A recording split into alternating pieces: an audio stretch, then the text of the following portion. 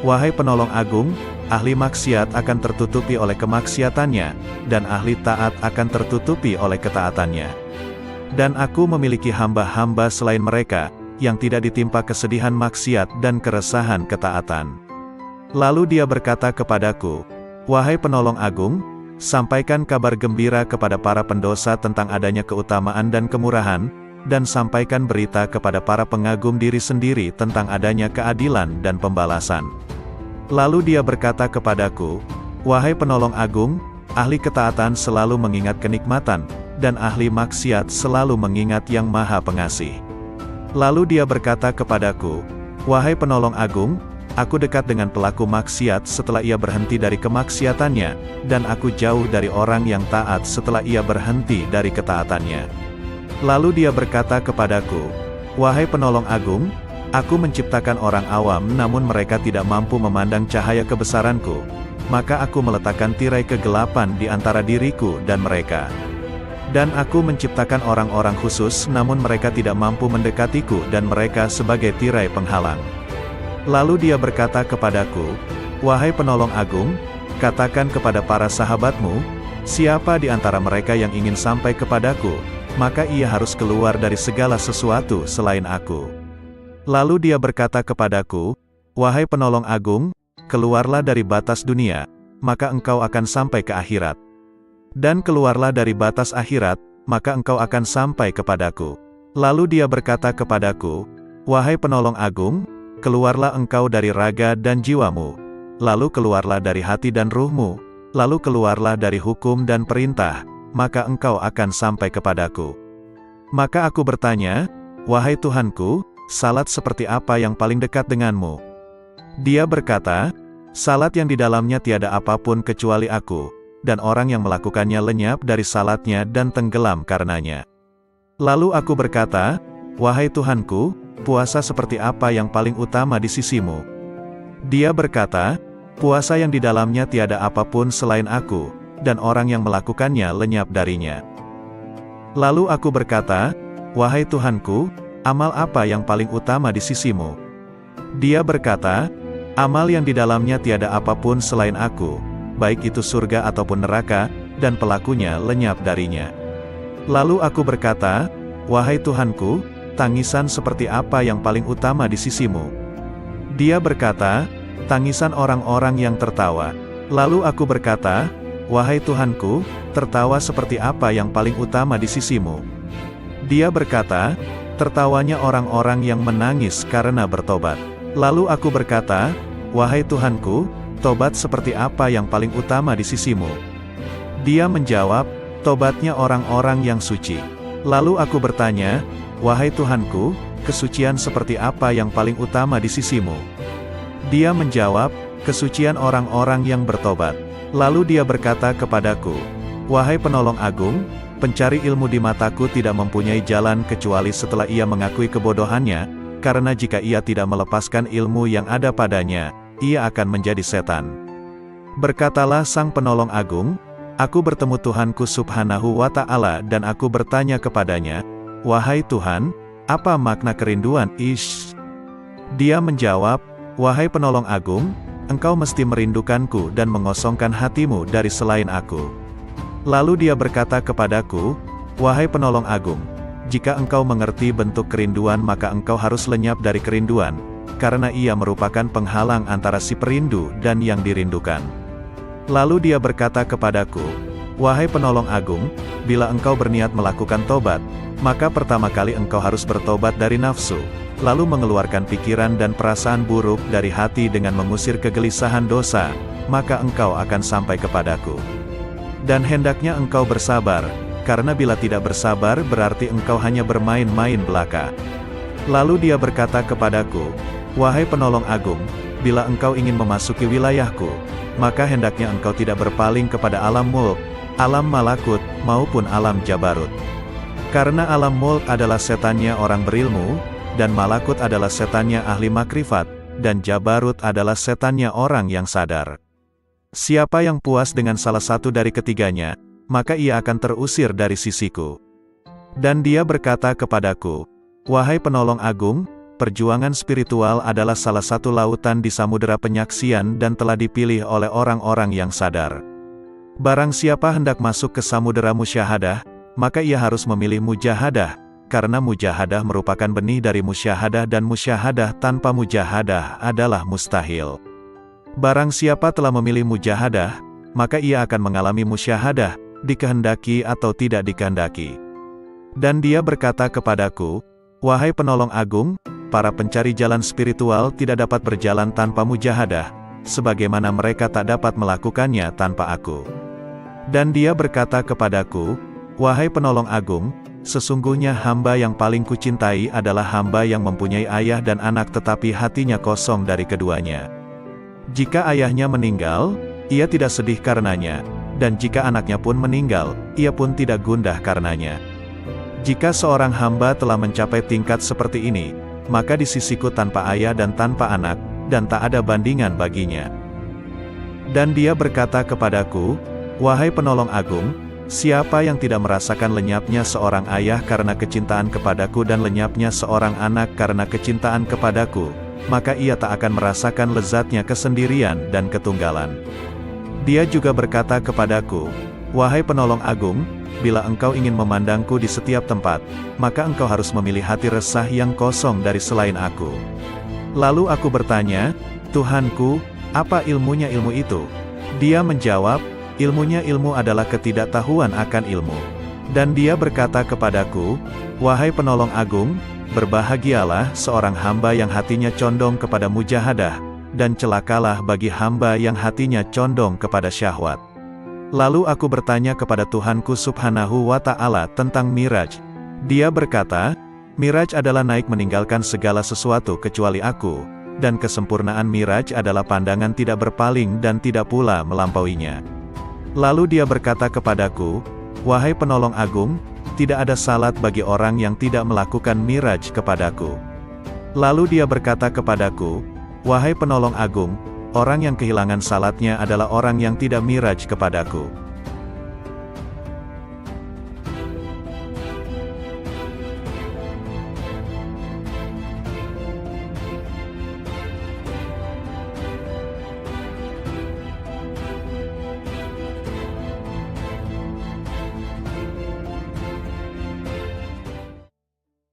Assalamualaikum warahmatullahi wabarakatuh. Salawat dan salam kita haturkan kepada junjungan kita Nabi besar Muhammad sallallahu alaihi wasallam.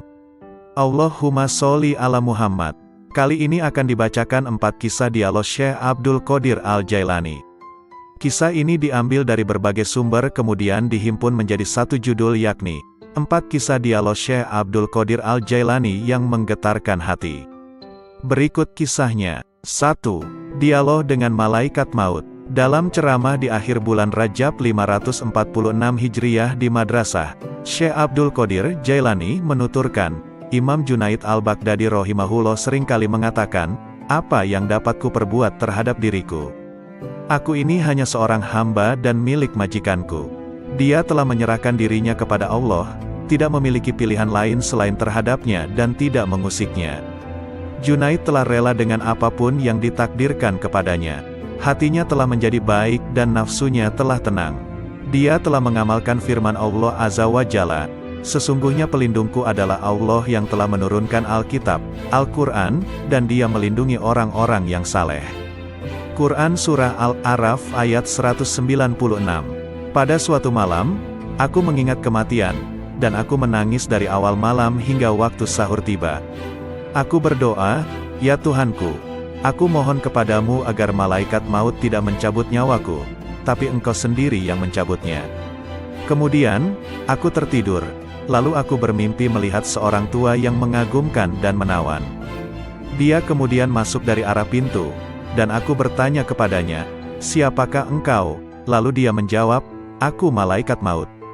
Aku katakan kepadanya, "Aku telah meminta kepada Allah agar Dia sendiri yang mencabut nyawaku, bukan engkau yang akan mencabutnya."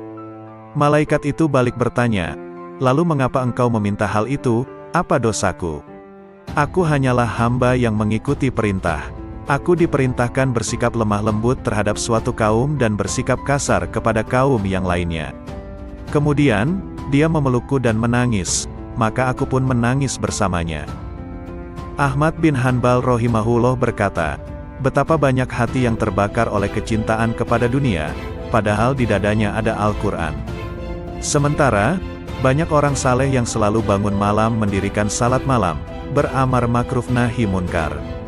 Tangan mereka itu terbelenggu oleh sikap wara, sehingga meninggalkan dunia, dan keinginan mereka mencari Tuhan mereka begitu kuat. Maka, infakkan harta kalian kepada mereka itu. Sebab, di kemudian hari mereka itu akan mendapatkan kekuasaan di sisi Allah Azza wa Jalla. Dikutip dari kitab Fath Rabbani. 2. Dialog dengan Iblis. Dalam sebuah riwayat dikisahkan Syekh Abdul Qadir Jailani, seorang ulama yang sangat tinggi ilmunya, suatu malam bermunajat mendekatkan diri kepada Allah. Tiba-tiba dari sudut atas mihrab muncul cahaya yang sangat menyilaukan. Dari arah cahaya tersebut terdengar suara, "Wahai Abdul Qadir, aku adalah Tuhanmu. Apa yang telah aku haramkan bagimu telah aku halalkan." Syekh Abdul Qadir tertegun mendengar suara tersebut. Setelah sadar dari kekagetannya, beliau berkata dalam hati, Muhammad Sallallahu Alaihi Wasallam adalah Nabi dan Rasulullah yang terakhir, maka tidak mungkin Allah Subhanahu wa Ta'ala akan mengubah syariatnya. Kemudian Abdul Qadir yakin bahwa cahaya yang datang itu bukan suara Tuhan melainkan iblis. Lalu beliau mengucapkan ta'awuz, auzubillahi minasyaitonirrajim. Tiba-tiba cahaya itu terbakar sambil berkata, sudah banyak orang yang telah aku perdayai, tetapi engkau luput dari tipu dayaku ini. 3. Dialog dengan pemabuk. Kisah ini diriwayatkan dari Syekh Abdul Qadir Al-Jailani rahimahullah. Pada suatu saat, ketika Syekh Abdul Qadir bersama-sama santri-santrinya sedang berjalan melewati sebuah gang di kota Baghdad lama, tiba-tiba mereka bertemu dengan seorang pemabuk yang sedang terbaring di selokan di pinggir jalan. Pakaiannya kotor dan kumuh. Tanpa terduga, pemabuk itu menghentikan langkah rombongan Syekh Abdul Qadir Al-Jailani dan santri-santrinya. Ia memanggil-manggil Syekh Abdul Qadir Al-Jailani seraya berkata, "Wahai Abdul Qadir, Allah itu maha kuasa atau tidak?" Sambil tersenyum ramah Syekh Abdul Qadir menjawab pertanyaan itu, "Tentu, Allah maha kuasa." Seolah tidak mendengar jawaban Syekh Abdul Qadir Al-Jailani, pemabuk bertanya kembali, "Wahai Abdul Qadir, Allah itu maha kuasa atau tidak?" Dengan tersenyum penuh kasih sayang, Syekh Abdul Qadir Al-Jailani meladeni pertanyaan pemabuk itu. Pasti, Allah adalah zat yang maha kuasa atas segalanya. Untuk yang ketiga kalinya, pemabuk itu mengajukan pertanyaan yang sama. Wahai Abdul Qadir, Allah itu maha kuasa atau tidak? Di saat pertanyaan yang ketiga, tiba-tiba Syekh Abdul Qadir Al-Jailani menangis terseduh. Beliau bersujud kepada Allah lalu berkata, "Demi Allah wahai saudaraku, Allah itu maha kuasa, maha kuasa, maha kuasa." Setelah itu, Syekh Abdul Qadir Al-Jailani memerintahkan kepada santri-santrinya untuk membawa pemabuk itu ke pondok dan memandikannya. Mereka juga diperintahkan untuk memuliakan dan melayaninya dengan sebaik-baiknya. Melihat sikap dan tindakan gurunya, santri-santri itu terkejut dan penasaran. Akhirnya, mereka memberanikan diri untuk bertanya tentang rahasia di balik pertanyaan-pertanyaan pemabuk itu. Syekh Abdul Qadir Al-Jailani mendengar pertanyaan santri-santrinya dengan sabar penuh perhatian. Beliau lalu berkata, "Anak-anakku, maksud pertanyaan pertama pemabuk itu adalah, apakah Allah maha kuasa menerima taubatku atau tidak?" Maka aku jawab, "Tentu, Allah maha kuasa untuk menerima taubatmu." Sedangkan, maksud pertanyaan yang kedua adalah, apakah Allah maha kuasa menjadikanku berada pada kedudukanmu? Maka aku menjawab, tentu, Allah maha kuasa untuk itu. Dan pada pertanyaan yang ketiga maksudnya, apakah Allah maha kuasa menjadikanmu berada pada kedudukanku? Pertanyaan ketiga inilah yang menyebabkanku menangis karena takut kepada Allah. Lalu aku jawab dengan hati tergetar, tentu, Allah maha kuasa, maha kuasa, maha kuasa. Pertanyaan itu pula yang mendorongku untuk bersujud dan berdoa kepada Allah agar tidak menjadikanku merasa aman terhadap rencana Allah. Semoga Allah memelihara kesehatanku dan menutupi aibku. 4. Dialog batiniyah dengan Allah. Dengan nama Allah yang Maha Pengasih lagi Maha Penyayang. Allah Subhanahu wa Ta'ala berkata, wahai penolong agung. Aku menjawab, aku mendengar panggilanmu, wahai Tuhannya si penolong. Dia berkata, setiap tahapan antara alam Naasut dan alam Malakut adalah syariat, setiap tahapan antara alam Malakut dan Jabarut adalah tarekat, dan setiap tahapan antara alam Jabarut dan alam Lahut adalah hakikat.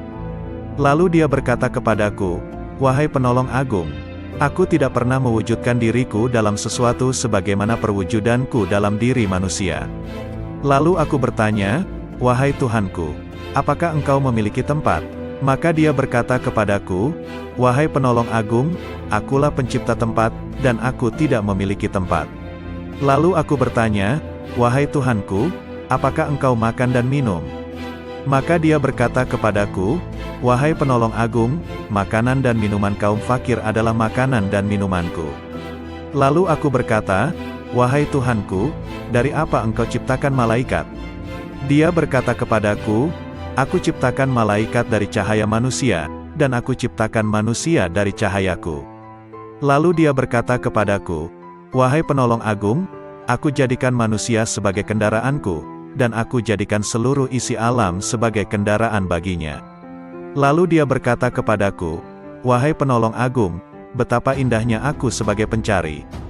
Betapa indahnya manusia sebagai yang dicari. Betapa indahnya manusia sebagai pengendara, dan betapa indahnya alam sebagai kendaraan baginya. Lalu dia berkata kepadaku, wahai penolong agung, manusia adalah rahasiaku dan aku adalah rahasianya. Jika manusia menyadari kedudukannya di sisiku, maka ia akan berucap pada setiap hembusan nafasnya, milik siapakah kekuasaan pada hari ini?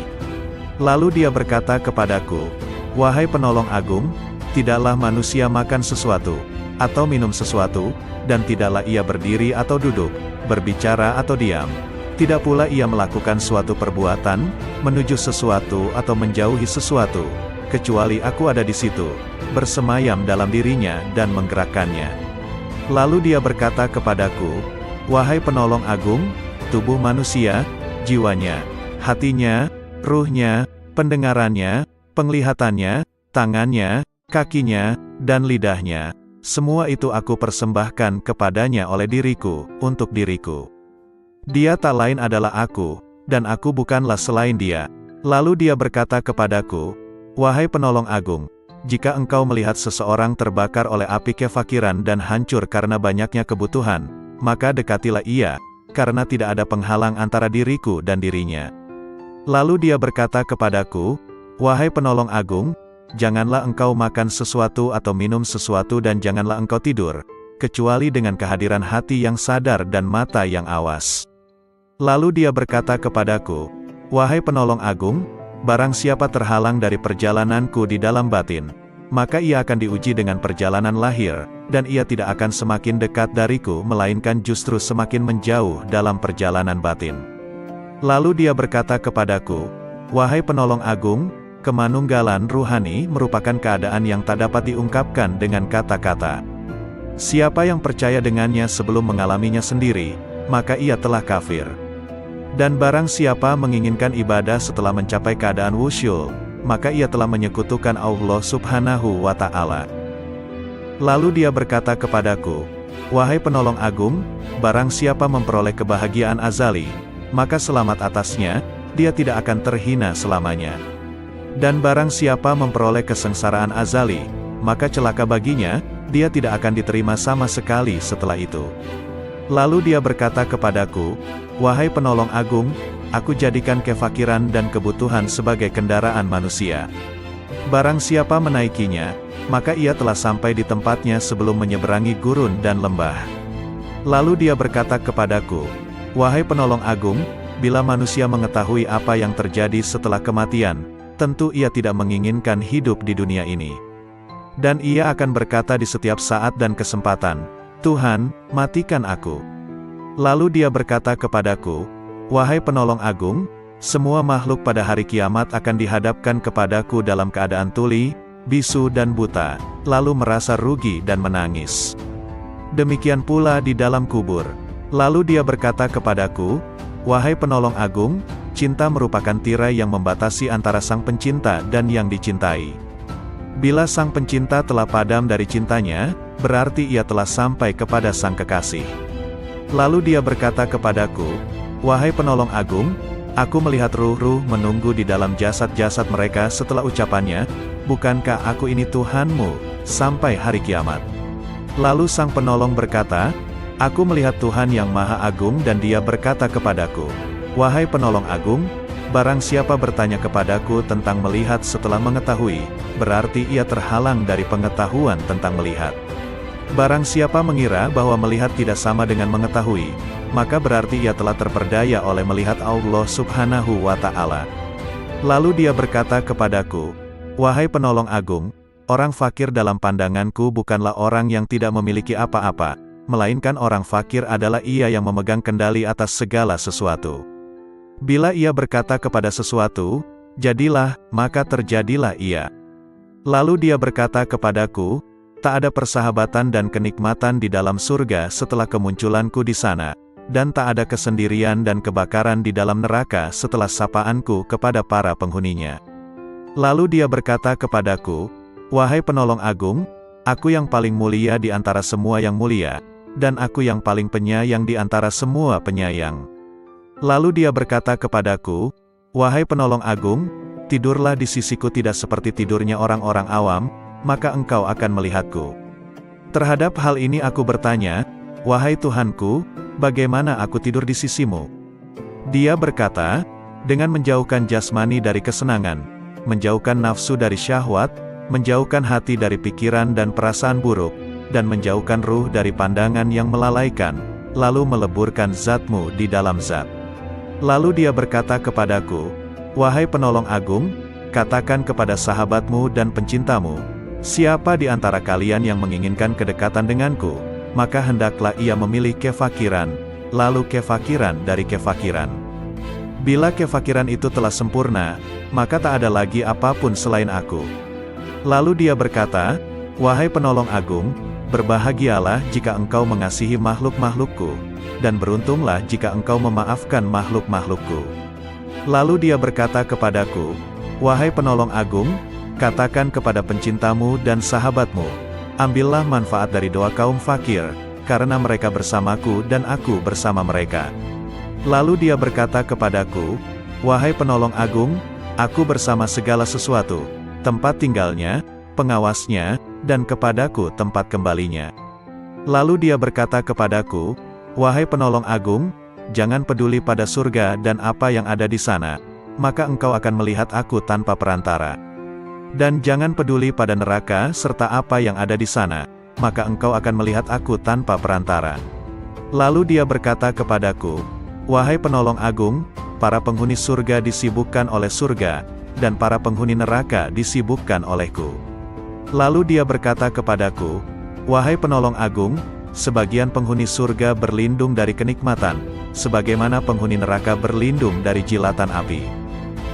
Lalu dia berkata kepadaku, "Wahai penolong agung, barang siapa disibukkan dengan selain aku, maka temannya adalah sabuk pada hari kiamat."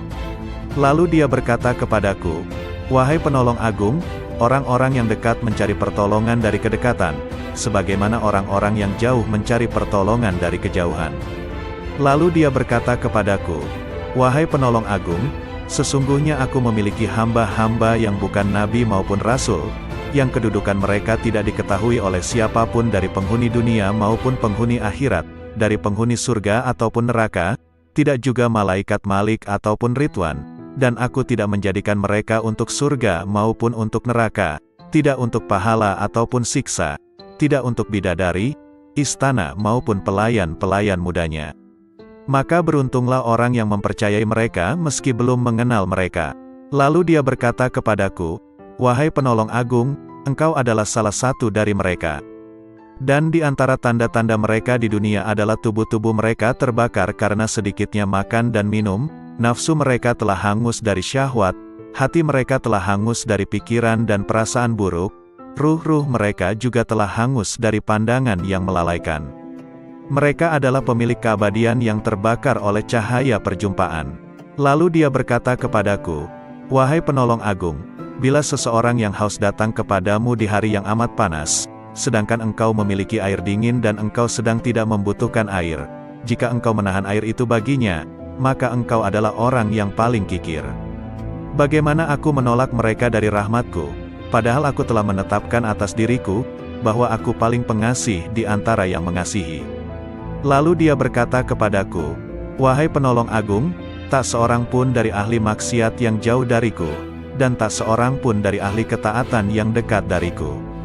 Lalu dia berkata kepadaku, wahai penolong agung, bila seseorang dekat kepadaku, maka ia adalah dari kalangan maksiat, karena ia merasa memiliki kekurangan dan penyesalan.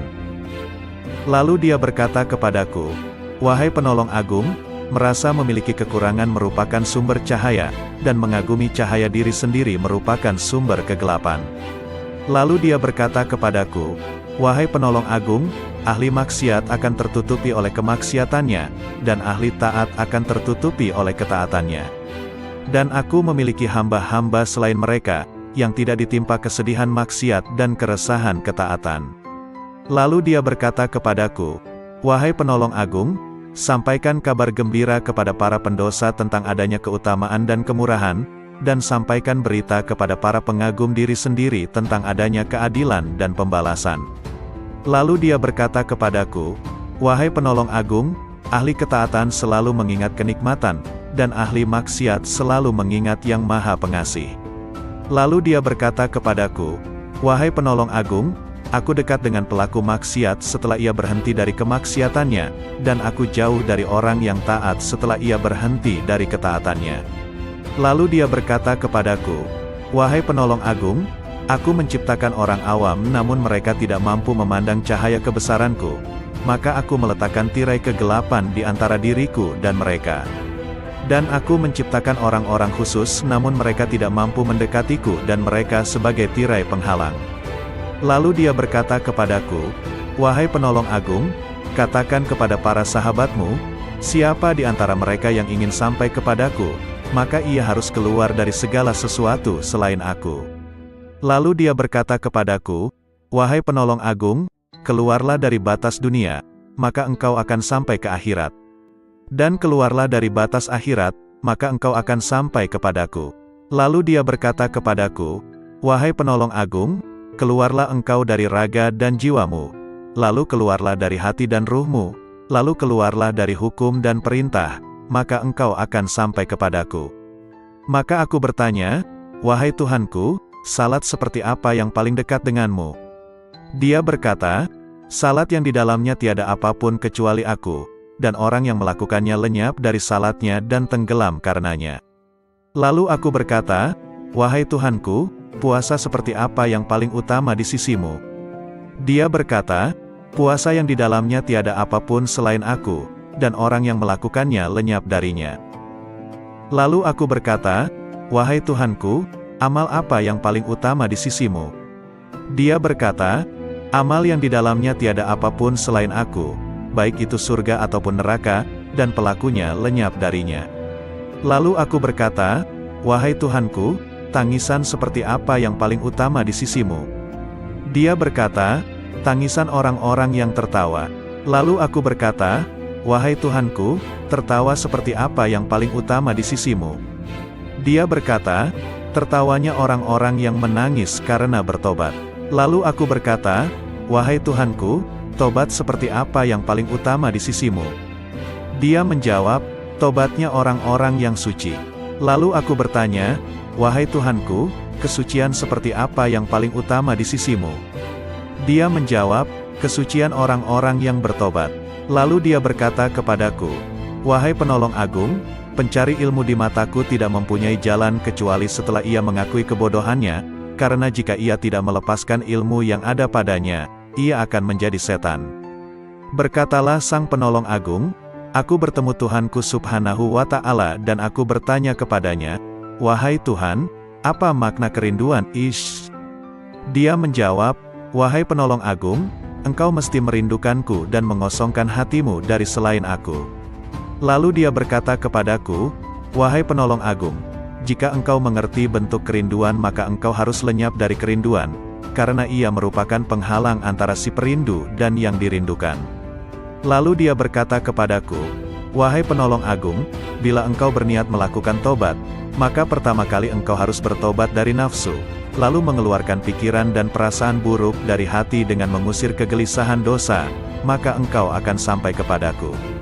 Dan hendaknya engkau bersabar, karena bila tidak bersabar berarti engkau hanya bermain-main belaka. Lalu dia berkata kepadaku, wahai penolong agung, bila engkau ingin memasuki wilayahku, maka hendaknya engkau tidak berpaling kepada alam mulk, alam malakut, maupun alam jabarut. Karena alam mulk adalah setannya orang berilmu, dan malakut adalah setannya ahli makrifat, dan jabarut adalah setannya orang yang sadar. Siapa yang puas dengan salah satu dari ketiganya, maka ia akan terusir dari sisiku. Dan dia berkata kepadaku, wahai penolong agung, perjuangan spiritual adalah salah satu lautan di samudera penyaksian dan telah dipilih oleh orang-orang yang sadar. Barang siapa hendak masuk ke samudera musyahadah, maka ia harus memilih mujahadah, karena mujahadah merupakan benih dari musyahadah dan musyahadah tanpa mujahadah adalah mustahil. Barang siapa telah memilih mujahadah, maka ia akan mengalami musyahadah, dikehendaki atau tidak dikehendaki. Dan dia berkata kepadaku, wahai penolong agung, para pencari jalan spiritual tidak dapat berjalan tanpa mujahadah, sebagaimana mereka tak dapat melakukannya tanpa aku. Dan dia berkata kepadaku, wahai penolong agung, sesungguhnya hamba yang paling kucintai adalah hamba yang mempunyai ayah dan anak tetapi hatinya kosong dari keduanya. Jika ayahnya meninggal, ia tidak sedih karenanya, dan jika anaknya pun meninggal, ia pun tidak gundah karenanya. Jika seorang hamba telah mencapai tingkat seperti ini, maka di sisiku tanpa ayah dan tanpa anak, dan tak ada bandingan baginya. Dan dia berkata kepadaku, wahai penolong agung, siapa yang tidak merasakan lenyapnya seorang ayah karena kecintaan kepadaku dan lenyapnya seorang anak karena kecintaan kepadaku, maka ia tak akan merasakan lezatnya kesendirian dan ketunggalan. Dia juga berkata kepadaku, wahai penolong agung, bila engkau ingin memandangku di setiap tempat, maka engkau harus memilih hati resah yang kosong dari selain aku. Lalu aku bertanya, Tuhanku, apa ilmunya ilmu itu? Dia menjawab, ilmunya ilmu adalah ketidaktahuan akan ilmu. Dan dia berkata kepadaku, wahai penolong agung, berbahagialah seorang hamba yang hatinya condong kepada mujahadah, dan celakalah bagi hamba yang hatinya condong kepada syahwat. Lalu aku bertanya kepada Tuhanku subhanahu wa ta'ala tentang Miraj. Dia berkata, Miraj adalah naik meninggalkan segala sesuatu kecuali aku, dan kesempurnaan Miraj adalah pandangan tidak berpaling dan tidak pula melampauinya. Lalu dia berkata kepadaku, wahai penolong agung, tidak ada salat bagi orang yang tidak melakukan Miraj kepadaku. Lalu dia berkata kepadaku, wahai penolong agung, orang yang kehilangan salatnya adalah orang yang tidak Miraj kepadaku.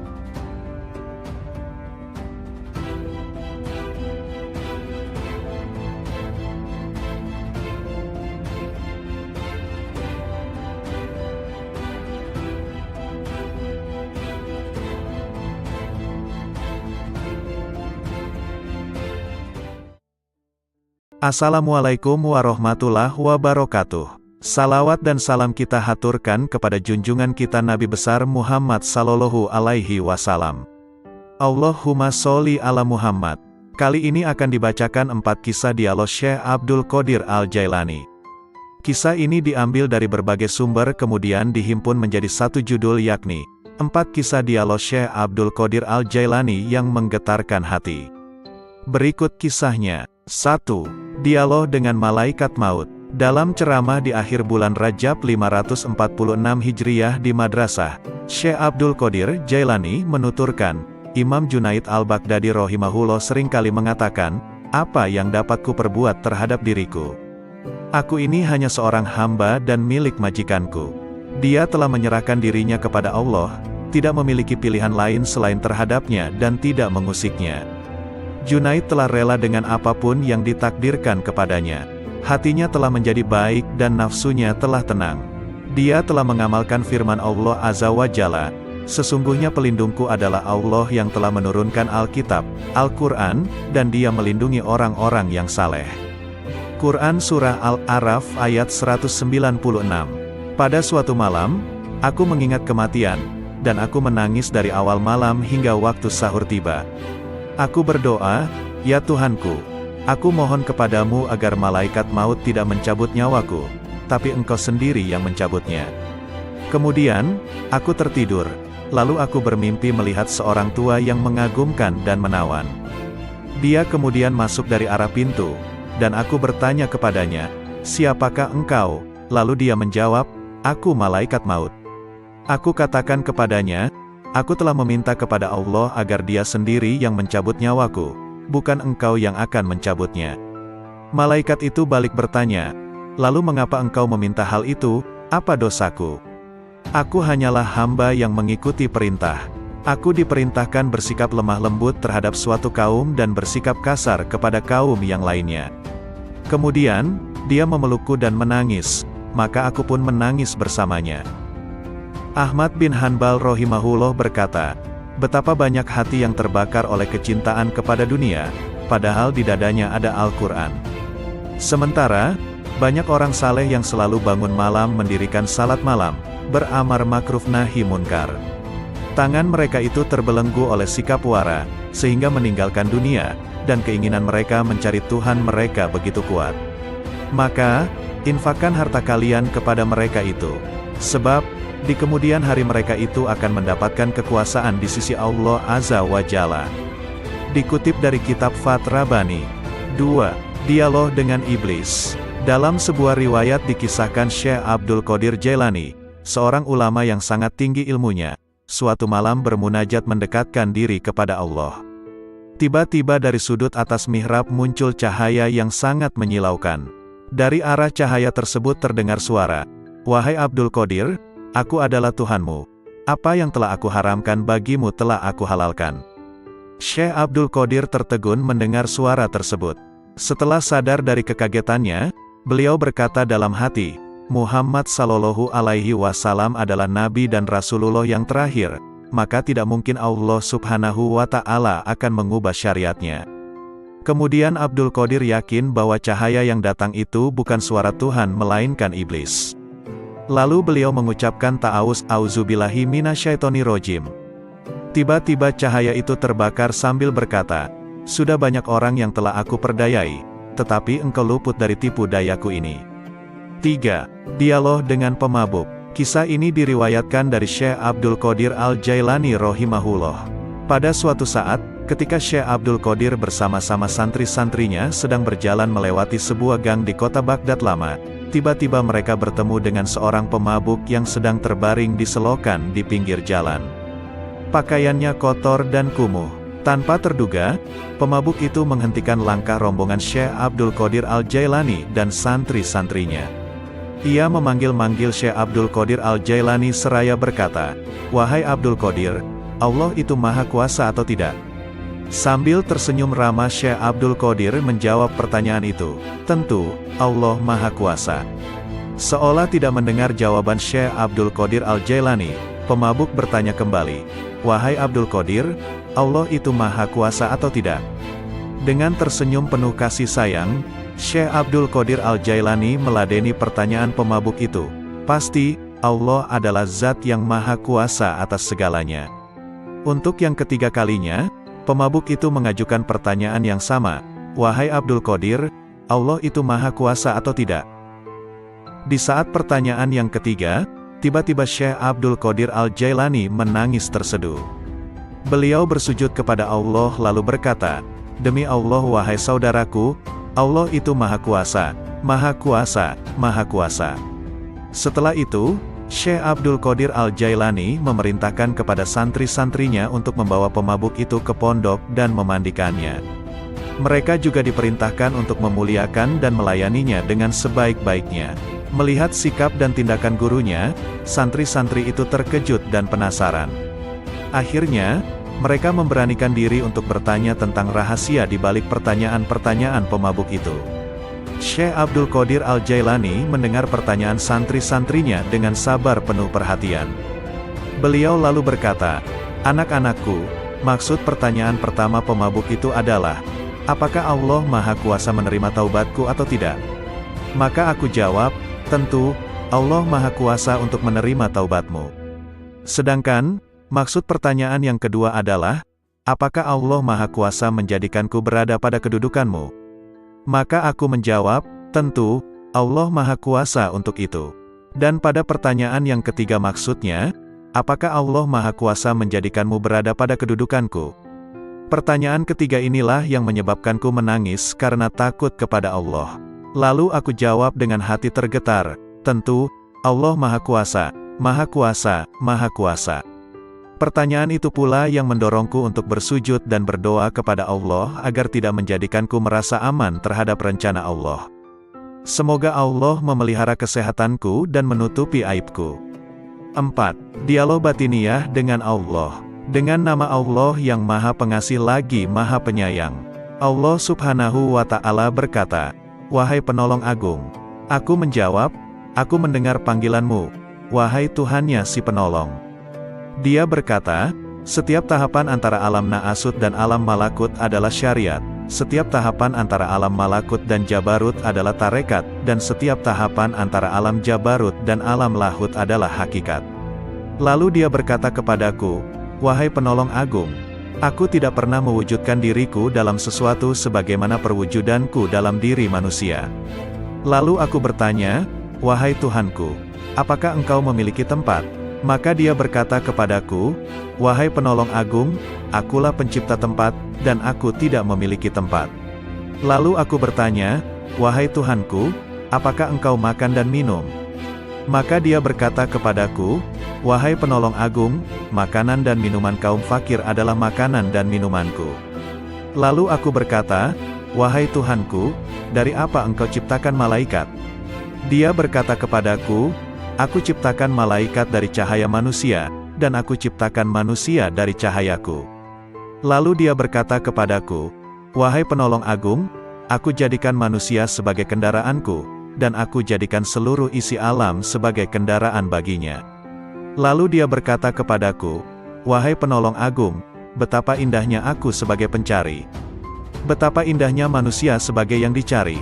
Betapa indahnya manusia sebagai pengendara, dan betapa indahnya alam sebagai kendaraan baginya." Lalu dia berkata kepadaku, "Wahai Penolong Agung, manusia adalah rahasiaku dan aku adalah rahasianya.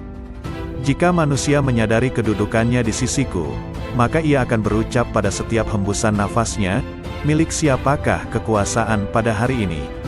Lalu dia berkata kepadaku, "Wahai Penolong Agung, tidaklah manusia makan sesuatu, atau minum sesuatu, dan tidaklah ia berdiri atau duduk, berbicara atau diam.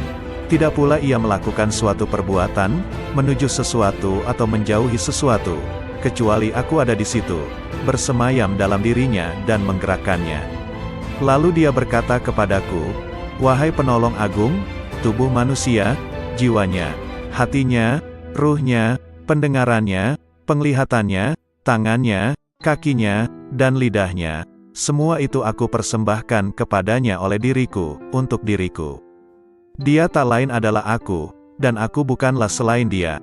Lalu dia berkata kepadaku, "Wahai Penolong Agung, jika engkau melihat seseorang terbakar oleh api kefakiran dan hancur karena banyaknya kebutuhan, maka dekatilah ia, karena tidak ada penghalang antara diriku dan dirinya." Lalu dia berkata kepadaku, "Wahai Penolong Agung, janganlah engkau makan sesuatu atau minum sesuatu dan janganlah engkau tidur, kecuali dengan kehadiran hati yang sadar dan mata yang awas." Lalu dia berkata kepadaku, "Wahai Penolong Agung, barang siapa terhalang dari perjalananku di dalam batin, maka ia akan diuji dengan perjalanan lahir, dan ia tidak akan semakin dekat dariku melainkan justru semakin menjauh dalam perjalanan batin." Lalu dia berkata kepadaku, "Wahai Penolong Agung, kemanunggalan ruhani merupakan keadaan yang tak dapat diungkapkan dengan kata-kata.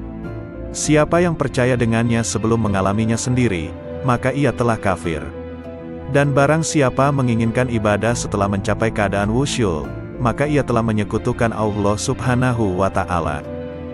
Lalu dia berkata kepadaku, "Wahai Penolong Agung, barang siapa memperoleh kebahagiaan azali, maka selamat atasnya, dia tidak akan terhina selamanya. Dan barang siapa memperoleh kesengsaraan azali, maka celaka baginya, dia tidak akan diterima sama sekali setelah itu." Lalu dia berkata kepadaku, "Wahai Penolong Agung, aku jadikan kefakiran dan kebutuhan sebagai kendaraan manusia. Barang siapa menaikinya, maka ia telah sampai di tempatnya sebelum menyeberangi gurun dan lembah. Lalu dia berkata kepadaku, wahai penolong agung, bila manusia mengetahui apa yang terjadi setelah kematian, tentu ia tidak menginginkan hidup di dunia ini. Dan ia akan berkata di setiap saat dan kesempatan, Tuhan, matikan aku. Lalu dia berkata kepadaku, wahai penolong agung, semua makhluk pada hari kiamat akan dihadapkan kepadaku dalam keadaan tuli, bisu dan buta, lalu merasa rugi dan menangis. Demikian alaihi wasallam. Allahumma sholli ala Muhammad. Kali ini akan dibacakan 4 kisah dialog Syekh Abdul Qadir Al-Jailani. Kisah ini diambil dari berbagai sumber kemudian dihimpun menjadi satu judul yakni 4 kisah dialog Syekh Abdul Qadir Al-Jailani yang menggetarkan hati. Berikut kisahnya. 1. Dialog dengan Malaikat Maut. Dalam ceramah di akhir bulan Rajab 546 Hijriah di Madrasah, Syekh Abdul Qadir Jailani menuturkan, Imam Junaid Al-Baghdadi rahimahullah seringkali mengatakan, apa yang dapat ku perbuat terhadap diriku? Aku ini hanya seorang hamba dan milik majikanku. Dia telah menyerahkan dirinya kepada Allah, tidak memiliki pilihan lain selain terhadapnya dan tidak mengusiknya. Junaid telah rela dengan apapun yang ditakdirkan kepadanya.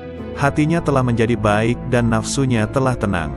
Dia telah mengamalkan firman Allah Azza wa Jalla, sesungguhnya pelindungku adalah Allah yang telah menurunkan Alkitab, Al-Quran, dan dia melindungi orang-orang yang saleh. Quran Surah Al-A'raf ayat 196. Pada suatu malam, aku mengingat kematian, dan aku menangis dari awal malam hingga waktu sahur tiba. Aku berdoa, ya Tuhanku, aku mohon kepadamu agar malaikat maut tidak mencabut nyawaku, tapi Engkau sendiri yang mencabutnya. Kemudian, aku tertidur, lalu aku bermimpi melihat seorang tua yang mengagumkan dan menawan. Dia kemudian masuk dari arah pintu, dan aku bertanya kepadanya, siapakah engkau? Lalu dia menjawab, aku malaikat maut. Aku katakan kepadanya, aku telah meminta kepada Allah agar dia sendiri yang mencabut nyawaku, bukan engkau yang akan mencabutnya. Malaikat itu balik bertanya, lalu mengapa engkau meminta hal itu, apa dosaku? Aku hanyalah hamba yang mengikuti perintah. Aku diperintahkan bersikap lemah lembut terhadap suatu kaum dan bersikap kasar kepada kaum yang lainnya. Kemudian, dia memelukku dan menangis, maka aku pun menangis bersamanya.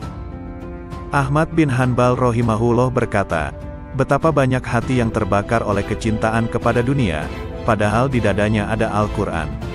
Sementara, banyak orang saleh yang selalu bangun malam mendirikan salat malam, beramar makruf nahi munkar. Tangan mereka itu terbelenggu oleh sikap wara, sehingga meninggalkan dunia, dan keinginan mereka mencari Tuhan mereka begitu kuat. Maka, infakkan harta kalian kepada mereka itu. Sebab, di kemudian hari mereka itu akan mendapatkan kekuasaan di sisi Allah Azza wa Jalla. Dikutip dari kitab Fath-Rabbani. 2. Dialog dengan Iblis. Dalam sebuah riwayat dikisahkan Syekh Abdul Qadir Jailani, seorang ulama yang sangat tinggi ilmunya, suatu malam bermunajat mendekatkan diri kepada Allah. Tiba-tiba dari sudut atas mihrab muncul cahaya yang sangat menyilaukan. Dari arah cahaya tersebut terdengar suara, wahai Abdul Qadir, aku adalah Tuhanmu.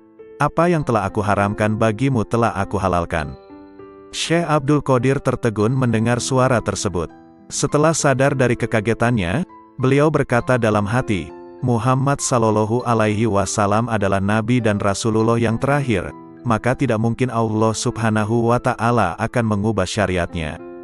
Kemudian Abdul Qadir yakin bahwa cahaya yang datang itu bukan suara Tuhan melainkan iblis. Lalu beliau mengucapkan ta'awuz, auzubillahi minasyaitonirrajim. Tiba-tiba cahaya itu terbakar sambil berkata, sudah banyak orang yang telah aku perdayai, tetapi engkau luput dari tipu dayaku ini. 3. Dialog dengan pemabuk. Kisah ini diriwayatkan dari Syekh Abdul Qadir Al-Jailani rahimahullah. Pada suatu saat, ketika Syekh Abdul Qadir bersama-sama santri-santrinya sedang berjalan melewati sebuah gang di kota Baghdad lama, tiba-tiba mereka bertemu dengan seorang pemabuk yang sedang terbaring di selokan di pinggir jalan. Pakaiannya kotor dan kumuh. Tanpa terduga, pemabuk itu menghentikan langkah rombongan Syekh Abdul Qadir Al-Jailani dan santri-santrinya. Ia memanggil-manggil Syekh Abdul Qadir Al-Jailani seraya berkata, "Wahai Abdul Qadir, Allah itu maha kuasa atau tidak?" Sambil tersenyum ramah Syekh Abdul Qadir menjawab pertanyaan itu, "Tentu, Allah maha kuasa." Seolah tidak mendengar jawaban Syekh Abdul Qadir Al-Jailani, pemabuk bertanya kembali, "Wahai Abdul Qadir, Allah itu maha kuasa atau tidak?" Dengan tersenyum penuh kasih sayang, Syekh Abdul Qadir Al-Jailani meladeni pertanyaan pemabuk itu. "Pasti, Allah adalah zat yang maha kuasa atas segalanya." Untuk yang ketiga kalinya, pemabuk itu mengajukan pertanyaan yang sama, "Wahai Abdul Qadir, Allah itu maha kuasa atau tidak?" Di saat pertanyaan yang ketiga, tiba-tiba Syekh Abdul Qadir Al-Jailani menangis terseduh. Beliau bersujud kepada Allah lalu berkata, "Demi Allah wahai saudaraku, Allah itu maha kuasa, maha kuasa, maha kuasa." Setelah itu, Syekh Abdul Qadir Al-Jailani memerintahkan kepada santri-santrinya untuk membawa pemabuk itu ke pondok dan memandikannya. Mereka juga diperintahkan untuk memuliakan dan melayaninya dengan sebaik-baiknya. Melihat sikap dan tindakan gurunya, santri-santri itu terkejut dan penasaran. Akhirnya, mereka memberanikan diri untuk bertanya tentang rahasia di balik pertanyaan-pertanyaan pemabuk itu. Syekh Abdul Qadir Al-Jailani mendengar pertanyaan santri-santrinya dengan sabar penuh perhatian. Beliau lalu berkata, "Anak-anakku, maksud pertanyaan pertama pemabuk itu adalah, apakah Allah maha kuasa menerima taubatku atau tidak?" Maka aku jawab, "Tentu, Allah maha kuasa untuk menerima taubatmu." Sedangkan, maksud pertanyaan yang kedua adalah, apakah Allah maha kuasa menjadikanku berada pada kedudukanmu? Maka aku menjawab, tentu, Allah maha kuasa untuk itu. Dan pada pertanyaan yang ketiga maksudnya, apakah Allah maha kuasa menjadikanmu berada pada kedudukanku? Pertanyaan ketiga inilah yang menyebabkanku menangis karena takut kepada Allah. Lalu aku jawab dengan hati tergetar, tentu, Allah maha kuasa, maha kuasa, maha kuasa. Pertanyaan itu pula yang mendorongku untuk bersujud dan berdoa kepada Allah agar tidak menjadikanku merasa aman terhadap rencana Allah. Semoga Allah memelihara kesehatanku dan menutupi aibku. 4. Dialog batiniah dengan Allah. Dengan nama Allah yang Maha Pengasih lagi Maha Penyayang. Allah Subhanahu wa Ta'ala berkata, "Wahai penolong agung." Aku menjawab, "Aku mendengar panggilanmu, wahai Tuhannya si penolong." Dia berkata, "Setiap tahapan antara alam Na'asut dan alam Malakut adalah syariat, setiap tahapan antara alam Malakut dan Jabarut adalah tarekat, dan setiap tahapan antara alam Jabarut dan alam Lahut adalah hakikat." Lalu dia berkata kepadaku, "Wahai penolong agung, aku tidak pernah mewujudkan diriku dalam sesuatu sebagaimana perwujudanku dalam diri manusia."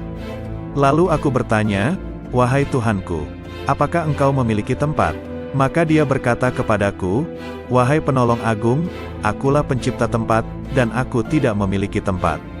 Lalu aku bertanya, "Wahai Tuhanku, apakah engkau makan dan minum?" Maka dia berkata kepadaku, "Wahai penolong agung, makanan dan minuman kaum fakir adalah makanan dan minumanku." Lalu aku berkata, "Wahai Tuhanku, dari apa engkau ciptakan malaikat?" Dia berkata kepadaku, "Aku ciptakan malaikat dari cahaya manusia, dan aku ciptakan manusia dari cahayaku." Lalu dia berkata kepadaku, "Wahai penolong agung, aku jadikan manusia sebagai kendaraanku, dan aku jadikan seluruh isi alam sebagai kendaraan baginya." Lalu dia berkata kepadaku, "Wahai penolong agung, betapa indahnya aku sebagai pencari. Betapa indahnya manusia sebagai yang dicari. Betapa indahnya manusia sebagai pengendara, dan betapa indahnya alam sebagai kendaraan baginya." Lalu dia berkata kepadaku, "Wahai penolong agung, manusia adalah rahasiaku dan aku adalah rahasianya. Jika manusia menyadari kedudukannya di sisiku, maka ia akan berucap pada setiap hembusan nafasnya, 'Milik siapakah kekuasaan pada hari ini?' Lalu dia berkata kepadaku, 'Wahai penolong agung, tidaklah manusia makan sesuatu, atau minum sesuatu, dan tidaklah ia berdiri atau duduk, berbicara atau diam. Tidak pula ia melakukan suatu perbuatan, menuju sesuatu atau menjauhi sesuatu, kecuali aku ada di situ, bersemayam dalam dirinya dan menggerakkannya. Lalu dia berkata kepadaku, "Wahai penolong agung, tubuh manusia, jiwanya, hatinya, ruhnya, pendengarannya, penglihatannya, tangannya, kakinya, dan lidahnya, semua itu aku persembahkan kepadanya oleh diriku, untuk diriku. Dia tak lain adalah aku, dan aku bukanlah selain dia." Lalu dia berkata kepadaku, "Wahai penolong agung, jika engkau melihat seseorang terbakar oleh api kefakiran dan hancur karena banyaknya kebutuhan, maka dekatilah ia, karena tidak ada penghalang antara diriku dan dirinya." Lalu dia berkata kepadaku, "Wahai penolong agung, janganlah engkau makan sesuatu atau minum sesuatu dan janganlah engkau tidur, kecuali dengan kehadiran hati yang sadar dan mata yang awas." Lalu dia berkata kepadaku, "Wahai penolong agung, barang siapa terhalang dari perjalananku di dalam batin, maka ia akan diuji dengan perjalanan lahir, dan ia tidak akan semakin dekat dariku melainkan justru semakin menjauh dalam perjalanan batin." Lalu dia berkata kepadaku, "Wahai penolong agung, kemanunggalan ruhani merupakan keadaan yang tak dapat diungkapkan dengan kata-kata. Siapa yang percaya dengannya sebelum mengalaminya sendiri, maka ia telah kafir. Dan barang siapa menginginkan ibadah setelah mencapai keadaan wusyul, maka ia telah menyekutukan Allah Subhanahu wa Ta'ala." Lalu dia berkata kepadaku, "Wahai penolong agung, barang siapa memperoleh kebahagiaan azali, maka selamat atasnya, dia tidak akan terhina selamanya. Dan barang siapa memperoleh kesengsaraan azali, maka celaka baginya, dia tidak akan diterima sama sekali setelah itu." Lalu dia berkata kepadaku, "Wahai penolong agung, aku jadikan kefakiran dan kebutuhan sebagai kendaraan manusia. Barang siapa menaikinya, maka ia telah sampai di tempatnya sebelum menyeberangi gurun dan lembah." Lalu dia berkata kepadaku, "Wahai penolong agung, bila manusia mengetahui apa yang terjadi setelah kematian, tentu ia tidak menginginkan hidup di dunia ini. Dan ia akan berkata di setiap saat dan kesempatan, 'Tuhan, matikan aku.' Lalu dia berkata kepadaku, 'Wahai penolong agung, semua makhluk pada hari kiamat akan dihadapkan kepadaku dalam keadaan tuli, bisu dan buta, lalu merasa rugi dan menangis. Demikian pula di dalam kubur.' Lalu dia berkata kepadaku, 'Wahai penolong agung, cinta merupakan tirai yang membatasi antara sang pencinta dan yang dicintai. Bila sang pencinta telah padam dari cintanya, berarti ia telah sampai kepada sang kekasih.' Lalu dia berkata kepadaku, 'Wahai penolong agung, aku melihat ruh-ruh menunggu di dalam jasad-jasad mereka setelah ucapannya, bukankah aku ini Tuhanmu, sampai hari kiamat?' Lalu sang penolong berkata, 'Aku melihat Tuhan yang Maha Agung dan dia berkata kepadaku, Wahai penolong agung, barang siapa bertanya kepadaku tentang melihat setelah mengetahui, berarti ia terhalang dari pengetahuan tentang melihat. Barang siapa mengira bahwa melihat tidak sama dengan mengetahui, maka berarti ia telah terperdaya oleh melihat Allah Subhanahu wa Ta'ala. Lalu dia berkata kepadaku, Wahai penolong agung, orang fakir dalam pandanganku bukanlah orang yang tidak memiliki apa-apa, melainkan orang fakir adalah ia yang memegang kendali atas segala sesuatu. Bila ia berkata kepada sesuatu, jadilah, maka terjadilah ia. Lalu dia berkata kepadaku, tak ada persahabatan dan kenikmatan di dalam surga setelah kemunculanku di sana, dan tak ada kesendirian dan kebakaran di dalam neraka setelah sapaanku kepada para penghuninya. Lalu dia berkata kepadaku, Wahai penolong agung, aku yang paling mulia di antara semua yang mulia, dan aku yang paling penyayang di antara semua penyayang. Lalu dia berkata kepadaku, Wahai penolong agung, tidurlah di sisiku tidak seperti tidurnya orang-orang awam, maka engkau akan melihatku. Terhadap hal ini aku bertanya, Wahai Tuhanku, bagaimana aku tidur di sisimu? Dia berkata, dengan menjauhkan jasmani dari kesenangan, menjauhkan nafsu dari syahwat, menjauhkan hati dari pikiran dan perasaan buruk, dan menjauhkan ruh dari pandangan yang melalaikan, lalu meleburkan zatmu di dalam zat.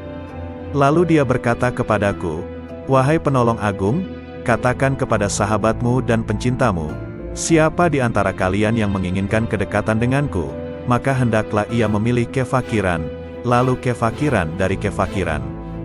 Bila kefakiran itu telah sempurna, maka tak ada lagi apapun selain aku.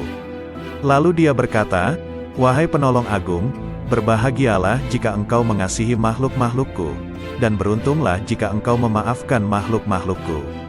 Lalu dia berkata kepadaku, wahai penolong agung, katakan kepada pencintamu dan sahabatmu, ambillah manfaat dari doa kaum fakir, karena mereka bersamaku dan aku bersama mereka.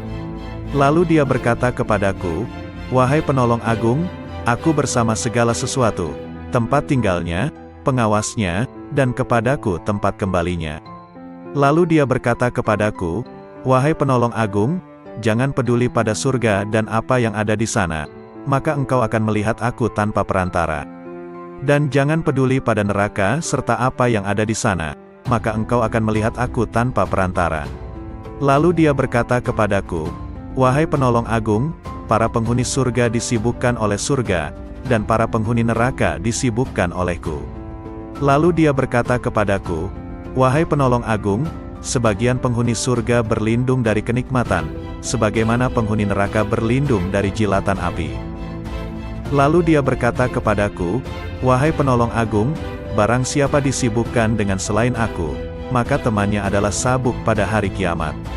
Lalu dia berkata kepadaku, wahai penolong agung, orang-orang yang dekat mencari pertolongan dari kedekatan, sebagaimana orang-orang yang jauh mencari pertolongan dari kejauhan. Lalu dia berkata kepadaku, wahai penolong agung, sesungguhnya aku memiliki hamba-hamba yang bukan nabi maupun rasul, yang kedudukan mereka tidak diketahui oleh siapapun dari penghuni dunia maupun penghuni akhirat, dari penghuni surga ataupun neraka, tidak juga malaikat Malik ataupun Ridwan, dan aku tidak menjadikan mereka untuk surga maupun untuk neraka, tidak untuk pahala ataupun siksa, tidak untuk bidadari, istana maupun pelayan-pelayan mudanya. Maka beruntunglah orang yang mempercayai mereka meski belum mengenal mereka. Lalu dia berkata kepadaku, wahai penolong agung, engkau adalah salah satu dari mereka. Dan di antara tanda-tanda mereka di dunia adalah tubuh-tubuh mereka terbakar karena sedikitnya makan dan minum, nafsu mereka telah hangus dari syahwat, hati mereka telah hangus dari pikiran dan perasaan buruk, ruh-ruh mereka juga telah hangus dari pandangan yang melalaikan. Mereka adalah pemilik keabadian yang terbakar oleh cahaya perjumpaan. Lalu dia berkata kepadaku, wahai penolong agung, bila seseorang yang haus datang kepadamu di hari yang amat panas, sedangkan engkau memiliki air dingin dan engkau sedang tidak membutuhkan air, jika engkau menahan air itu baginya, maka engkau adalah orang yang paling kikir. Bagaimana aku menolak mereka dari rahmatku, padahal aku telah menetapkan atas diriku, bahwa aku paling pengasih di antara yang mengasihi. Lalu dia berkata kepadaku, wahai penolong agung, tak seorang pun dari ahli maksiat yang jauh dariku, dan tak seorang pun dari ahli ketaatan yang dekat dariku. Lalu dia berkata kepadaku, wahai penolong agung, bila seseorang dekat kepadaku, maka ia adalah dari kalangan maksiat, karena ia merasa memiliki kekurangan dan penyesalan. Lalu dia berkata kepadaku, wahai penolong agung, merasa memiliki kekurangan merupakan sumber cahaya, dan mengagumi cahaya diri sendiri merupakan sumber kegelapan. Lalu dia berkata kepadaku, wahai penolong agung, ahli maksiat akan tertutupi oleh kemaksiatannya, dan ahli taat akan tertutupi oleh ketaatannya. Dan aku memiliki hamba-hamba selain mereka, yang tidak ditimpa kesedihan maksiat dan keresahan ketaatan. Lalu dia berkata kepadaku, wahai penolong agung, sampaikan kabar gembira kepada para pendosa tentang adanya keutamaan dan kemurahan, dan sampaikan berita kepada para pengagum diri sendiri tentang adanya keadilan dan pembalasan. Lalu dia berkata kepadaku, wahai penolong agung, ahli ketaatan selalu mengingat kenikmatan, dan ahli maksiat selalu mengingat yang maha pengasih. Lalu dia berkata kepadaku, wahai penolong agung, aku dekat dengan pelaku maksiat setelah ia berhenti dari kemaksiatannya, dan aku jauh dari orang yang taat setelah ia berhenti dari ketaatannya. Lalu dia berkata kepadaku, wahai penolong agung, aku menciptakan orang awam namun mereka tidak mampu memandang cahaya kebesaranku, maka aku meletakkan tirai kegelapan di antara diriku dan mereka. Dan aku menciptakan orang-orang khusus namun mereka tidak mampu mendekatiku dan mereka sebagai tirai penghalang. Lalu dia berkata kepadaku, "Wahai penolong agung, katakan kepada para sahabatmu, siapa di antara mereka yang ingin sampai kepadaku, maka ia harus keluar dari segala sesuatu selain aku." Lalu dia berkata kepadaku, "Wahai penolong agung, keluarlah dari batas dunia, maka engkau akan sampai ke akhirat. Dan keluarlah dari batas akhirat, maka engkau akan sampai kepadaku." Lalu dia berkata kepadaku, "Wahai penolong agung, keluarlah engkau dari raga dan jiwamu, lalu keluarlah dari hati dan ruhmu, lalu keluarlah dari hukum dan perintah, maka engkau akan sampai kepadaku." Maka aku bertanya, "Wahai Tuhanku, salat seperti apa yang paling dekat denganmu?" Dia berkata, "Salat yang di dalamnya tiada apapun kecuali aku, dan orang yang melakukannya lenyap dari salatnya dan tenggelam karenanya." Lalu aku berkata, "Wahai Tuhanku, puasa seperti apa yang paling utama di sisimu?" Dia berkata, "Puasa yang di dalamnya tiada apapun selain aku, dan orang yang melakukannya lenyap darinya." Lalu aku berkata, "Wahai Tuhanku, amal apa yang paling utama di sisimu?" Dia berkata, "Amal yang di dalamnya tiada apapun selain aku, baik itu surga ataupun neraka, dan inginkan kedekatan denganku, maka hendaklah ia memilih kefakiran, lalu kefakiran dari kefakiran. Bila kefakiran itu telah sempurna, maka tak ada lagi apapun selain aku." Lalu dia berkata, "Wahai penolong agung, berbahagialah jika engkau mengasihi makhluk-makhlukku, dan beruntunglah jika engkau memaafkan makhluk-makhlukku." Lalu dia berkata kepadaku, "Wahai penolong agung, katakan kepada pencintamu dan sahabatmu, ambillah manfaat dari doa kaum fakir, karena mereka bersamaku dan aku bersama mereka." Lalu dia berkata kepadaku, "Wahai penolong agung, aku bersama segala sesuatu, tempat tinggalnya, pengawasnya, dan kepadaku tempat kembalinya." Lalu dia berkata kepadaku, "Wahai penolong agung, jangan peduli pada surga dan apa yang ada di sana, maka engkau akan melihat aku tanpa perantara. Dan jangan peduli pada neraka serta apa yang ada di sana, maka engkau akan melihat aku tanpa perantara." Lalu dia berkata kepadaku, "Wahai penolong agung, para penghuni surga disibukkan oleh surga, dan para penghuni neraka disibukkan olehku." Lalu dia berkata kepadaku, "Wahai penolong agung, sebagian penghuni surga berlindung dari kenikmatan, sebagaimana penghuni neraka berlindung dari jilatan api." Lalu dia berkata kepadaku, "Wahai penolong agung, barang siapa disibukkan dengan selain aku, maka temannya adalah sabuk pada hari kiamat." Lalu dia berkata kepadaku, "Wahai penolong agung, orang-orang yang dekat mencari pertolongan dari kedekatan, sebagaimana orang-orang yang jauh mencari pertolongan dari kejauhan." Lalu dia berkata kepadaku, "Wahai penolong agung, sesungguhnya aku memiliki hamba-hamba yang bukan nabi maupun rasul, yang kedudukan mereka tidak diketahui oleh siapapun dari penghuni dunia maupun penghuni akhirat, dari penghuni surga ataupun neraka, tidak juga malaikat Malik ataupun Ridwan, dan aku tidak menjadikan mereka untuk surga maupun untuk neraka, tidak untuk pahala ataupun siksa, tidak untuk bidadari, istana maupun pelayan-pelayan mudanya. Maka beruntunglah orang yang mempercayai mereka meski belum mengenal mereka." Lalu dia berkata kepadaku, "Wahai penolong agung, engkau adalah salah satu dari mereka. Dan di antara tanda-tanda mereka di dunia adalah tubuh-tubuh mereka terbakar karena sedikitnya makan dan minum, nafsu mereka telah hangus dari syahwat, hati mereka telah hangus dari pikiran dan perasaan buruk, ruh-ruh mereka juga telah hangus dari pandangan yang melalaikan. Mereka adalah pemilik keabadian yang terbakar oleh cahaya perjumpaan." Lalu dia berkata kepadaku, "Wahai penolong agung, bila seseorang yang haus datang kepadamu di hari yang amat panas, sedangkan engkau memiliki air dingin dan engkau sedang tidak membutuhkan air, jika engkau menahan air itu baginya, maka engkau adalah orang yang paling kikir. Bagaimana aku menolak mereka dari rahmatku, padahal aku telah menetapkan atas diriku, bahwa aku paling pengasih di antara yang mengasihi." Lalu dia berkata kepadaku, "Wahai penolong agung, tak seorang pun dari ahli maksiat yang jauh dariku, dan tak seorang pun dari ahli ketaatan yang dekat dariku." Lalu dia berkata kepadaku, "Wahai penolong agung, bila seseorang dekat kepadaku, maka ia adalah dari kalangan maksiat, karena ia merasa memiliki kekurangan dan penyesalan." Lalu dia berkata kepadaku, wahai penolong agung, merasa memiliki kekurangan merupakan sumber cahaya, dan mengagumi cahaya diri sendiri merupakan sumber kegelapan. Lalu dia berkata kepadaku, wahai penolong agung, ahli maksiat akan tertutupi oleh kemaksiatannya, dan ahli taat akan tertutupi oleh ketaatannya.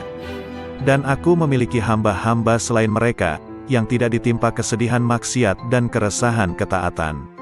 Lalu dia berkata kepadaku, wahai penolong agung, sampaikan kabar gembira kepada para pendosa tentang adanya keutamaan dan kemurahan, dan sampaikan berita kepada para pengagum diri sendiri tentang adanya keadilan dan pembalasan. Lalu dia berkata kepadaku, wahai penolong agung, ahli ketaatan selalu mengingat kenikmatan, dan ahli maksiat selalu mengingat yang Maha Pengasih. Lalu dia berkata kepadaku, wahai penolong agung, aku dekat dengan pelaku maksiat setelah ia berhenti dari kemaksiatannya, dan aku jauh dari orang yang taat setelah ia berhenti dari ketaatannya. Lalu dia berkata kepadaku, wahai penolong agung, aku menciptakan orang awam namun mereka tidak mampu memandang cahaya kebesaranku, maka aku meletakkan tirai kegelapan di antara diriku dan mereka. Dan aku menciptakan orang-orang khusus namun mereka tidak mampu mendekatiku dan mereka sebagai tirai penghalang. Lalu dia berkata kepadaku, wahai penolong agung, katakan kepada para sahabatmu, siapa di antara mereka yang ingin sampai kepadaku, maka ia harus keluar dari segala sesuatu selain aku. Lalu dia berkata kepadaku, wahai penolong agung, keluarlah dari batas dunia, maka engkau akan sampai ke akhirat. Dan keluarlah dari batas akhirat, maka engkau akan sampai kepadaku. Lalu dia berkata kepadaku, wahai penolong agung, keluarlah engkau dari raga dan jiwamu, lalu keluarlah dari hati dan ruhmu, lalu keluarlah dari hukum dan perintah, maka engkau akan sampai kepadaku. Maka aku bertanya, wahai Tuhanku, salat seperti apa yang paling dekat denganmu? Dia berkata, salat yang di dalamnya tiada apapun kecuali aku, dan orang yang melakukannya lenyap dari salatnya dan tenggelam karenanya. Lalu aku berkata, wahai Tuhanku, puasa seperti apa yang paling utama di sisimu? Dia berkata, puasa yang di dalamnya tiada apapun selain aku, dan orang yang melakukannya lenyap darinya. Lalu aku berkata, wahai Tuhanku, amal apa yang paling utama di sisimu? Dia berkata, amal yang di dalamnya tiada apapun selain aku, baik itu surga ataupun neraka, dan pelakunya lenyap darinya. Lalu aku berkata, wahai Tuhanku, tangisan seperti apa yang paling utama di sisimu? Dia berkata, tangisan orang-orang yang tertawa. Lalu aku berkata, wahai Tuhanku, tertawa seperti apa yang paling utama di sisimu? Dia berkata, tertawanya orang-orang yang menangis karena bertobat. Lalu aku berkata, wahai Tuhanku, tobat seperti apa yang paling utama di sisimu? Dia menjawab, tobatnya orang-orang yang suci. Lalu aku bertanya, wahai Tuhanku, kesucian seperti apa yang paling utama di sisimu? Dia menjawab, kesucian orang-orang yang bertobat. Lalu dia berkata kepadaku, wahai penolong agung, pencari ilmu di mataku tidak mempunyai jalan kecuali setelah ia mengakui kebodohannya, karena jika ia tidak melepaskan ilmu yang ada padanya, ia akan menjadi setan. Berkatalah sang penolong agung, aku bertemu Tuhanku subhanahu wa ta'ala dan aku bertanya kepadanya, wahai Tuhan, apa makna kerinduan? Dia menjawab, wahai penolong agung, engkau mesti merindukanku dan mengosongkan hatimu dari selain aku. Lalu dia berkata kepadaku, wahai penolong agung, jika engkau mengerti bentuk kerinduan maka engkau harus lenyap dari kerinduan, karena ia merupakan penghalang antara si perindu dan yang dirindukan.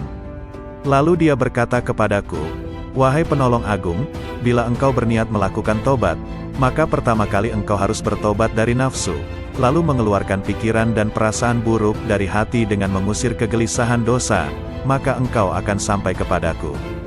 Dan hendaknya engkau bersabar, karena bila tidak bersabar berarti engkau hanya bermain-main belaka.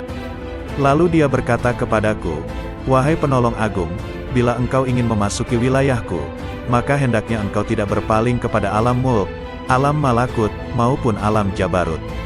Karena alam mulk adalah setannya orang berilmu, dan malakut adalah setannya ahli makrifat, dan jabarut adalah setannya orang yang sadar. Siapa yang puas dengan salah satu dari ketiganya, maka ia akan terusir dari sisiku. Dan dia berkata kepadaku, wahai penolong agung, perjuangan spiritual adalah salah satu lautan di samudera penyaksian dan telah dipilih oleh orang-orang yang sadar. Barang siapa hendak masuk ke samudera musyahadah, maka ia harus memilih mujahadah, karena mujahadah merupakan benih dari musyahadah dan musyahadah tanpa mujahadah adalah mustahil. Barang siapa telah memilih mujahadah, maka ia akan mengalami musyahadah, dikehendaki atau tidak dikehendaki.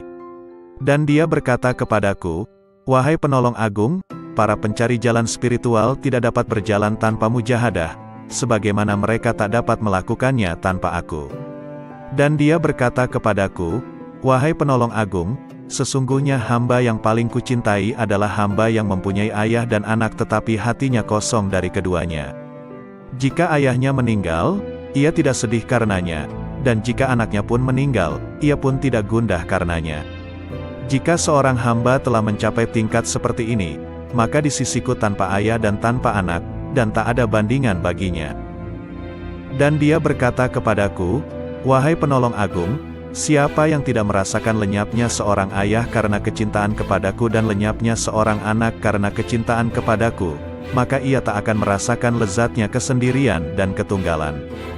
Dia juga berkata kepadaku, wahai penolong agung, bila engkau ingin memandangku di setiap tempat, maka engkau harus memilih hati resah yang kosong dari selain aku.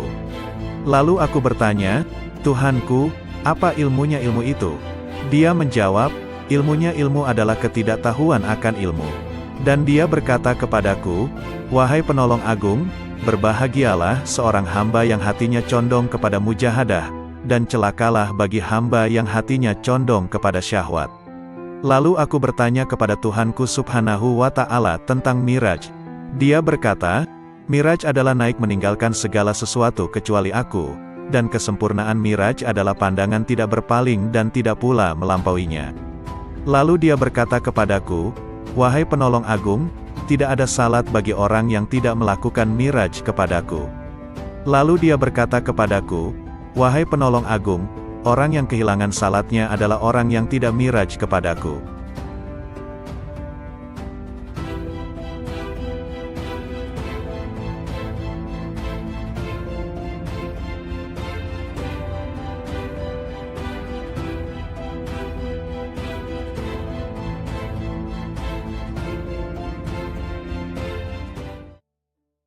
Assalamualaikum warahmatullahi wabarakatuh. Salawat dan salam kita haturkan kepada junjungan kita Nabi besar Muhammad sallallahu alaihi wasallam.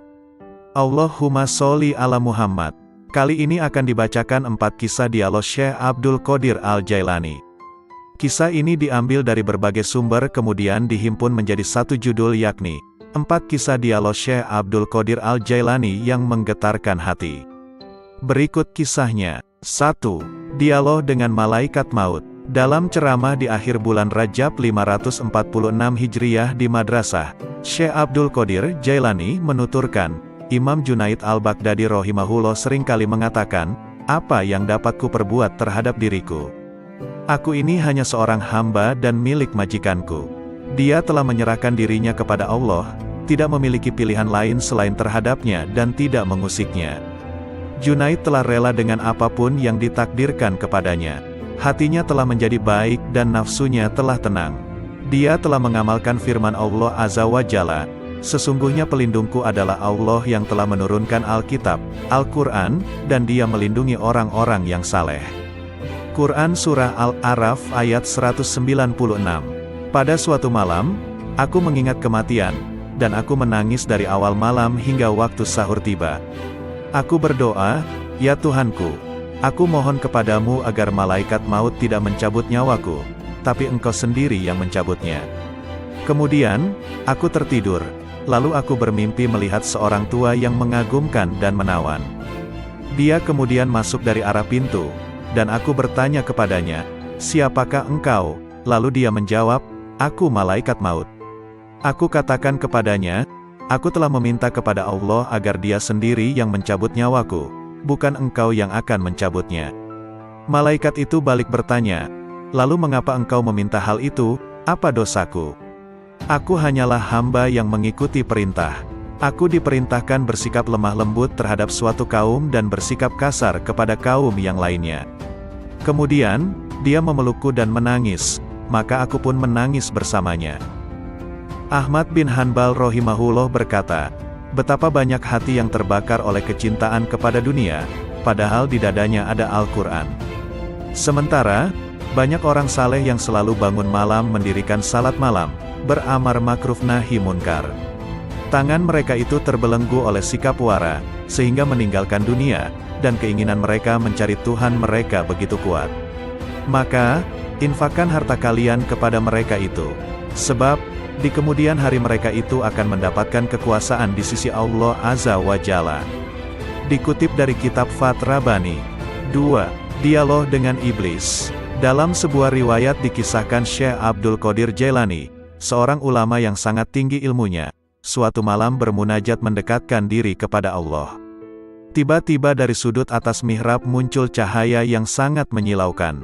Dari arah cahaya tersebut terdengar suara, "Wahai Abdul Qadir, aku adalah Tuhanmu. Apa yang telah aku haramkan bagimu telah aku halalkan." Syekh Abdul Qadir tertegun mendengar suara tersebut. Setelah sadar dari kekagetannya, beliau berkata dalam hati, Muhammad Sallallahu Alaihi Wasallam adalah Nabi dan Rasulullah yang terakhir, maka tidak mungkin Allah Subhanahu wa Ta'ala akan mengubah syariatnya. Kemudian Abdul Qadir yakin bahwa cahaya yang datang itu bukan suara Tuhan melainkan iblis. Lalu beliau mengucapkan ta'awuz, auzubillahi minasyaitonirrajim. Tiba-tiba cahaya itu terbakar sambil berkata, sudah banyak orang yang telah aku perdayai, tetapi engkau luput dari tipu dayaku ini. 3. Dialog dengan pemabuk. Kisah ini diriwayatkan dari Syekh Abdul Qadir Al-Jailani rahimahullah. Pada suatu saat, ketika Syekh Abdul Qadir bersama-sama santri-santrinya sedang berjalan melewati sebuah gang di kota Baghdad lama, tiba-tiba mereka bertemu dengan seorang pemabuk yang sedang terbaring di selokan di pinggir jalan. Pakaiannya kotor dan kumuh. Tanpa terduga, pemabuk itu menghentikan langkah rombongan Syekh Abdul Qadir Al-Jailani dan santri-santrinya. Ia memanggil-manggil Syekh Abdul Qadir Al-Jailani seraya berkata, "Wahai Abdul Qadir, Allah itu maha kuasa atau tidak?" Sambil tersenyum ramah Syekh Abdul Qadir menjawab pertanyaan itu, "Tentu, Allah maha kuasa." Seolah tidak mendengar jawaban Syekh Abdul Qadir Al-Jailani, pemabuk bertanya kembali, "Wahai Abdul Qadir, Allah itu maha kuasa atau tidak?" Dengan tersenyum penuh kasih sayang, Syekh Abdul Qadir Al-Jailani meladeni pertanyaan pemabuk itu. Pasti, Allah adalah zat yang maha kuasa atas segalanya. Untuk yang ketiga kalinya, pemabuk itu mengajukan pertanyaan yang sama. Wahai Abdul Qadir, Allah itu maha kuasa atau tidak? Di saat pertanyaan yang ketiga, tiba-tiba Syekh Abdul Qadir Al-Jailani menangis terseduh. Beliau bersujud kepada Allah lalu berkata, "Demi Allah wahai saudaraku, Allah itu maha kuasa, maha kuasa, maha kuasa." Setelah itu, Syekh Abdul Qadir Al-Jailani memerintahkan kepada santri-santrinya untuk membawa pemabuk itu ke pondok dan memandikannya. Mereka juga diperintahkan untuk memuliakan dan melayaninya dengan sebaik-baiknya. Melihat sikap dan tindakan gurunya, santri-santri itu terkejut dan penasaran. Akhirnya, mereka memberanikan diri untuk bertanya tentang rahasia di balik pertanyaan-pertanyaan pemabuk itu. Syekh Abdul Qadir Al-Jailani mendengar pertanyaan santri-santrinya dengan sabar penuh perhatian. Beliau lalu berkata, "Anak-anakku, maksud pertanyaan pertama pemabuk itu adalah, apakah Allah maha kuasa menerima taubatku atau tidak?" Maka aku jawab, "Tentu, Allah maha kuasa untuk menerima taubatmu." Sedangkan, maksud pertanyaan yang kedua adalah, apakah Allah maha kuasa menjadikanku berada pada kedudukanmu? Maka aku menjawab, tentu, Allah maha kuasa untuk itu. Dan pada pertanyaan yang ketiga maksudnya, apakah Allah maha kuasa menjadikanmu berada pada kedudukanku? Pertanyaan ketiga inilah yang menyebabkanku menangis karena takut kepada Allah. Lalu aku jawab dengan hati tergetar, tentu, Allah maha kuasa, maha kuasa, maha kuasa. Pertanyaan itu pula yang mendorongku untuk bersujud dan berdoa kepada Allah agar tidak menjadikanku merasa aman terhadap rencana Allah. Semoga Allah memelihara kesehatanku dan menutupi aibku. 4. Dialog batiniah dengan Allah. Dengan nama Allah yang Maha Pengasih lagi Maha Penyayang. Allah Subhanahu wa Ta'ala berkata, "Wahai penolong agung." Aku menjawab, "Aku mendengar panggilanmu, wahai Tuhannya si penolong." Dia berkata, "Setiap tahapan antara alam Naasut dan alam Malakut adalah syariat. Setiap tahapan antara alam Malakut dan Jabarut adalah tarekat, dan setiap tahapan antara alam Jabarut dan alam Lahut adalah hakikat." Lalu dia berkata kepadaku, "Wahai penolong agung, aku tidak pernah mewujudkan diriku dalam sesuatu sebagaimana perwujudanku dalam diri manusia." Lalu aku bertanya, "Wahai Tuhanku, apakah engkau memiliki tempat?"